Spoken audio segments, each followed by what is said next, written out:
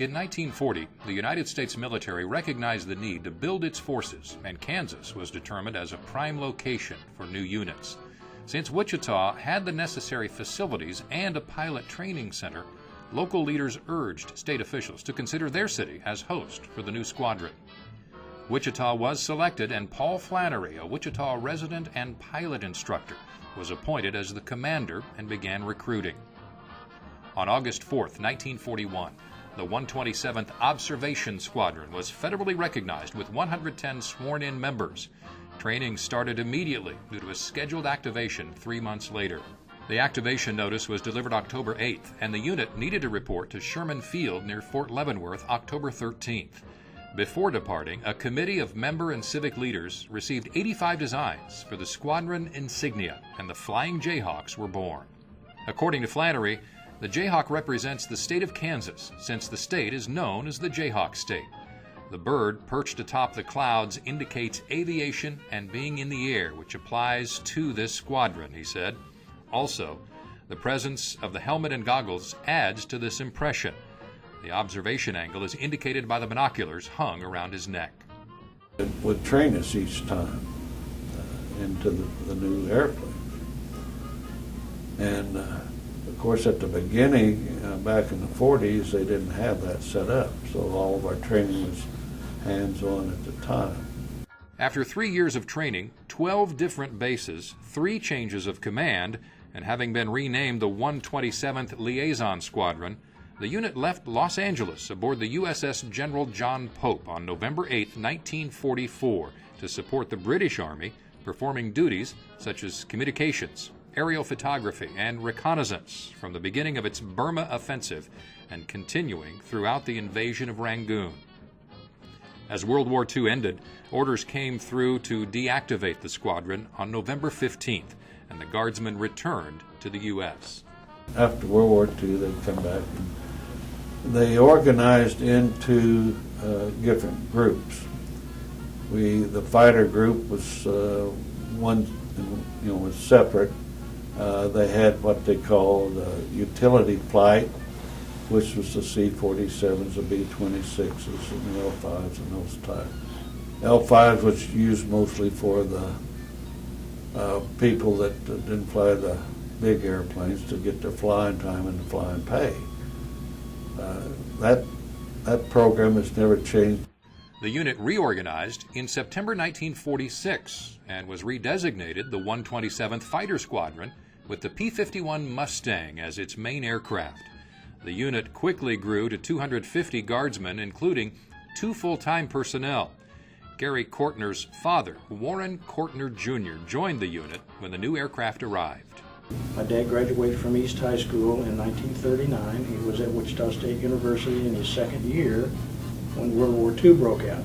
He joined the 127th Fighter Squadron in the Kansas Air National Guard on 7 September 1946 as a captain under Lieutenant Colonel Roger Ledman. But he was a charter member of the 127th, or the Kansas National Guard, they called it then. And of course, got the P-51s. And he loved flying the P-51, but his heart was always with the P-38. In October 1950, the 127th Fighter Squadron, flying F-84s, was activated due to the outbreak of war in Korea. Airmen and equipment relocated to Alexandria Air Force Base, Louisiana, and joined 4 other units to make up the 137th Fighter Bomber Wing. The base was not ready for such an influx of personnel, and the unit quickly encountered supply shortages. At the time that they called active duty in 1950, I was working at Boeing. So, come over the radio, the Guard had been called to active duty. This is in October 1950. And I was busy working, and everybody come let me know, hey, it's on the radio, your Guard unit's called to active duty, you're supposed to report. So I signed out, come over to the 1218 and said, hey, here I am. In early May 1952, troop movement became a focal point as the wing departed Alexandria Air Force Base for their first cross-Atlantic voyage to France. By the end of May, the entire 137th Fighter Bomber Wing arrived at their deployed location and became part of NATO as the 48th Tactical Fighter Wing. Upon fulfilling their wartime commitment, the 127th Fighter Bomber Squadron returned to McConnell in July 1952 after a 21-month-long activation. From 1952 to 1961, the unit had a revolving door of aircraft and missions until the first F-100 arrived, and the unit was renamed the 127th Tactical Fighter Squadron, reassigned to the 140th Tactical Fighter Wing in Denver. 100 was kind of a unique airplane. It had no autopilot, and it was unstable, so you had to hand fly it all the time. That name didn't last long either, because on October 1st, 1962, the unit reorganized as a tactical fighter group. The reorganization added 160 positions to the unit, and by 1965, the unit was 100% manned with 700 members. During the same time frame, the squadron's airplane tail flashes changed from yellow to red. The red ball caps were also introduced. The unit was involved in the massive call-up ordered by President Lyndon Johnson during the Vietnam War in response to the capture of the Navy intelligence ship, the USS Pueblo, by North Koreans. We got activated in January of '68, right after that happened, and they kind of hit the panic button, the government did, because they had all their assets in Vietnam, and right after the Tet Offensive in South Vietnam, and so they had everything, so they called up a bunch of guard units. And then they didn't know what to do with it. So we sat here for 6 months here in Wichita. After 6 months of preparation, the unit deployed 632 airmen and 248 tons of cargo were transported to Kunsan Air Base, Korea. And in July, they deployed us over to Kunsan. They got 2 squadrons to Kunsan, ours and the Ohio Guard. And like I said, we deployed out of here, flew from here to Honolulu, and we were used to getting an hour and a half flying time at a time, and all of a sudden we're getting 8 hours at one shot. First we thought that was going to be a really good deal, until we got tired of sitting there for 8 hours in one position. And we deployed from there. The second day we went to Guam, another 7-hour flight, then 4 hours up into Korea. We kind of started out over there, just kind of held our skelter. Nobody knew exactly what was going on. And we spent a year there, just doing more training flights and all that. With the mission complete, the airmen of the 184th were welcomed home on June 19, 1969, during a deactivation ceremony in Hangar 41. Everybody obviously was extremely happy to get back home. It was kind of deserted after that. I was one of the few that stayed in the Guard. We had a commitment of so many years after we got out of pilot training and all, and for a lot of us that commitment wasn't up yet, but they kind of said, okay, you spent a year and a half defending your country and all that, but we'll eliminate the commitment. So we had an awful lot of people bail out, so for the next year or two we were pretty short on personnel. In March 1971, the group received 11 F-105 Thunder Chiefs. Along with the new airframe, the unit took on a training mission and was renamed the 184th Tactical Fighter Training Group. The new mission was to conduct combat aircrew academic and flight training in tactics, techniques, and operations of the F-105 and associated equipment. Yeah, it was a pretty good learning curve, and there was a big changeover in pilots at that time, too. You know, some of the F-100 pilots, they've been pilots, they weren't instructors. And the 105 guys, a lot of them came from the Air Force. The active duty was used in 105s extensively in Vietnam, and a lot of the guys came from the fighter community in Vietnam, came here. So we had a lot of combat experience in the organization at that time. Going hand in hand with the new mission, the 184th assumed scheduling functions for Smoky Hill Air Force Range near Salina, which is now known as Smoky Hill Weapons Range. It was a very busy range. It was operated 6 days a week, and we were normally busy from about 9 o'clock in the morning to about 4 in the afternoon. Just every 30 minutes would be a new flight coming in. In 1978, Colonel Theodore Kukulis, commander of the 184th Tactical Fighter Group, requested an official logo for the unit. Graphics specialist Dave Moyer designed the logo that was chosen. In the 105, we had a normal squadron of 25 aircraft. We got the F-4, they just kept bringing them until we had 47 aircraft or something like that. They basically had 2 squadrons full and then some. And all that kind of rapid expansion, it took a lot of getting used to and coordinating. The facilities we had here weren't near big enough. In October 1979, the group was redesignated as the 184th Tactical Fighter Group, with a conversion to the F-4 Phantoms. However, the task of training Air Force, Guard, and Reserve air crews on the capabilities of the F-4 remained the primary mission. By the end of 1980, the Flying Jayhawks operated 55 aircraft and had 54 qualified instructor pilots and 29 weapons system operators assigned to the unit. Pilots, they going from the F-100 to the 105, and of course the F-4 after that. But this was a professional unit, and any mission they took on, they did it. The 134th Tactical Control Flight officially became the newest organization assigned to the 184th on September 15, 1982. The 134th provided radar control interception training for the F-4 pilots and WSO students and instructors. Their combat role was to provide an extended eye using radar equipment which allowed them to control the airspace and detect enemy threats. The 184th saw another large deployment in 1984 when several sections were activated and sent to Oman. We went as a unit. I can't remember how many airplanes. It seemed like we took 12 F-4s, maybe more, I'm not sure. And then whatever people needed to support that. The guys, of course, flew over in the F-4s. The rest of us were in tankers, came back over and back in tankers, and of course we watched going across the ocean. It was just a remarkable setting just to see that, and with airplanes spread all over the sky, always hooking up, refueling, because it was a long trip. The British, they were transitioning the Omanian Air Force, and the British were flying can't remember the name of the jets, not the Alpha jets, Jaguars. They were flying the Jaguars, and then there were some Hunters that the Omanians were flying. They would fly a lot lower than what we would fly, than what we were allowed to fly. And I've got some pictures of them flying down the flight line, tail high to an F-4, flying down a runway a little bit lower than that. So it was good flying, interesting flying. We didn't fly it low, obviously, but we did a lot of good national flying over there.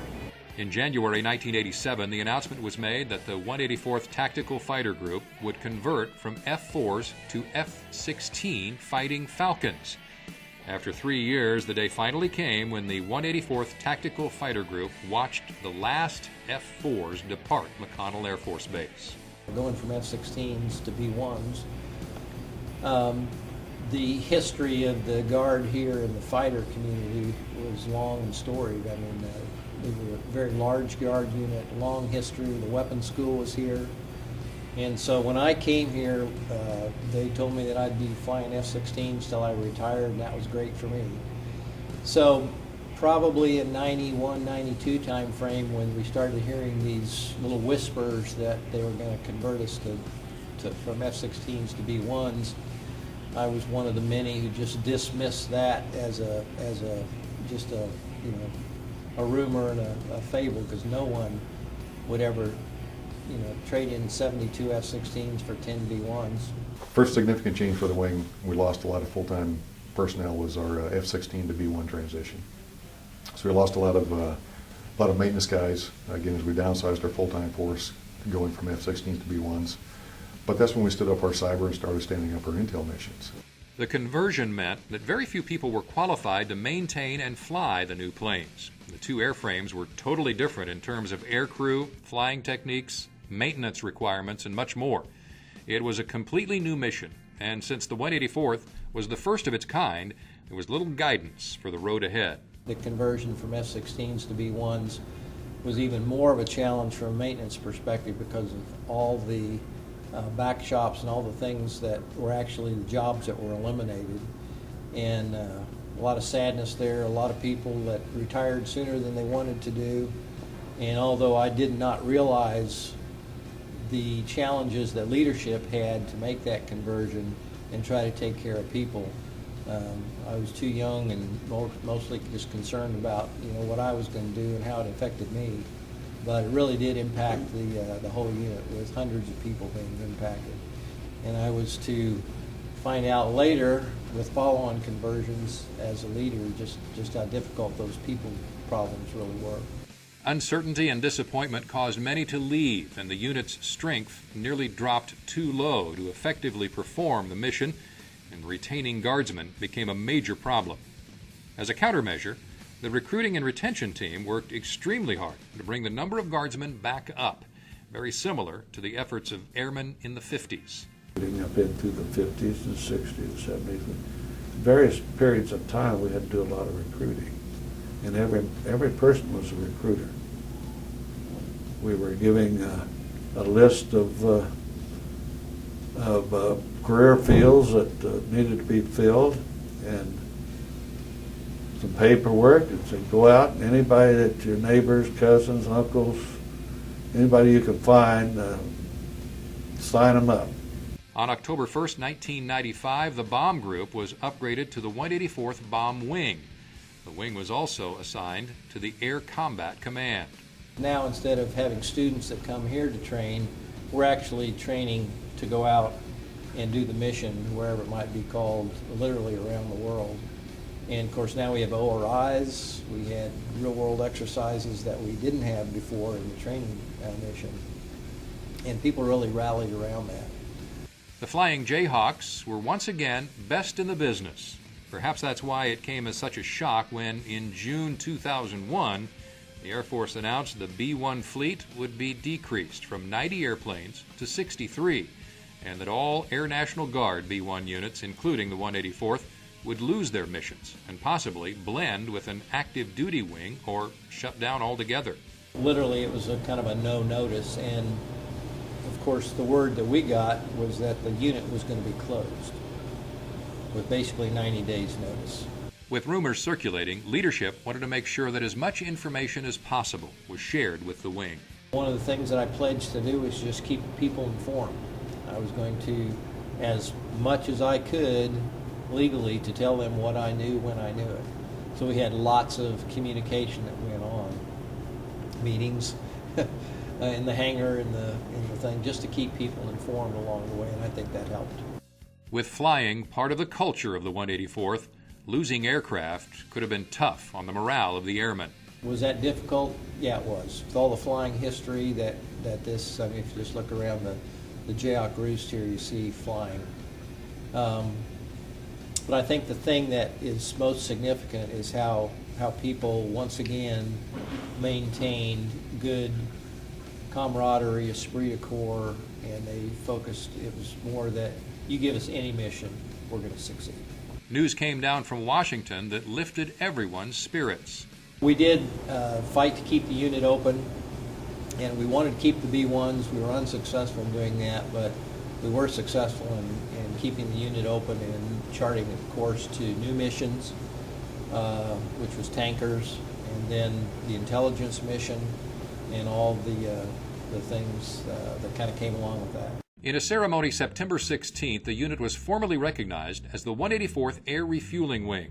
New missions were unveiled, which included the 161st Intelligence Squadron, the 177th Information Aggressor Squadron, the 127th Command and Control Squadron, the 299th Network Operations Security Squadron, the 184th Phoenix Raven Section, and the Flying Squadron, called the 127th Air Refueling Squadron.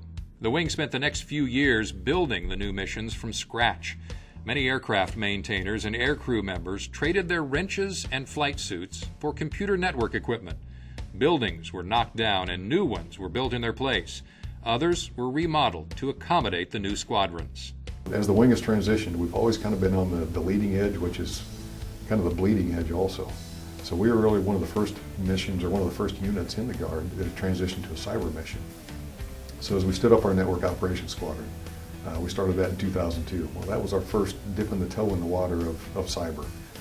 Nobody else in the Guard was doing cyber.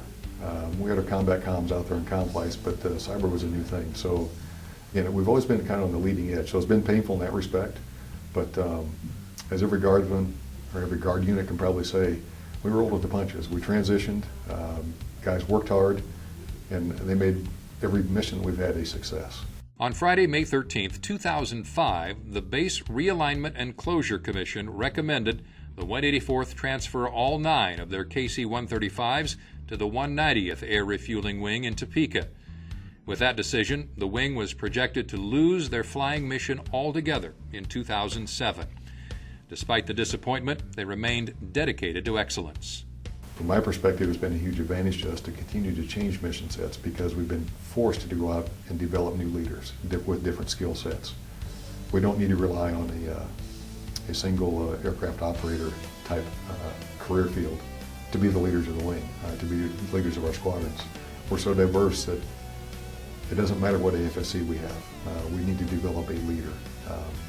And we have not, or would not have been afforded that opportunity had we had the same mission set. We've been flying F-4s from the time I got here in 1985 to where we are right now. Our leadership dynamic would be completely different than it is right now. The day finally came when the airmen had to say goodbye to the KC-135s and their 66 years of superior air operations and maintenance.